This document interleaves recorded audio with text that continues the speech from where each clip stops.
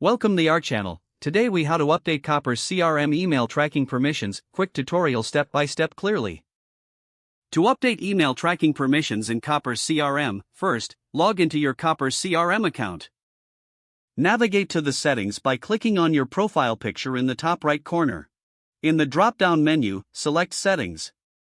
Once in the Settings menu, find the Email section on the left side panel.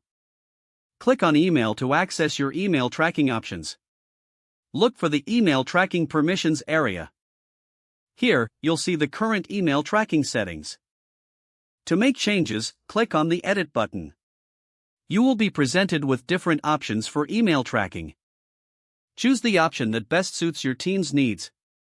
After making your selection, click Save to apply the changes. Verify that the new permissions are correctly displayed. Now, test the email tracking feature to ensure it's functioning properly. Congratulations, you have successfully updated your email tracking permissions in Copper CRM. If the page does not load, refresh the browser or try again in a private or incognito window. Make sure you are using the correct email address, then retype it carefully to avoid small typos. If your password is not accepted, use the reset option and create a new strong password you can remember. Check your spam folder for verification or security emails, then complete any requested confirmation steps. Enable two-factor authentication if available to improve account security and reduce unauthorized access risk. After signing in, review your profile details so your contact information and settings are accurate and current. If you see an error message, note it down and try again after restarting your device and internet connection. Log out when you finish, especially on shared devices, to keep your account and payment information secure.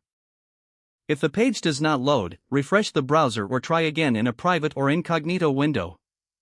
Make sure you are using the correct email address, then retype it carefully to avoid small typos. If your password is not accepted, use the reset option and create a new strong password you can remember. Check your spam folder for verification or security emails, then complete any requested confirmation steps. Enable two-factor authentication if available to improve account security and reduce unauthorized access risk.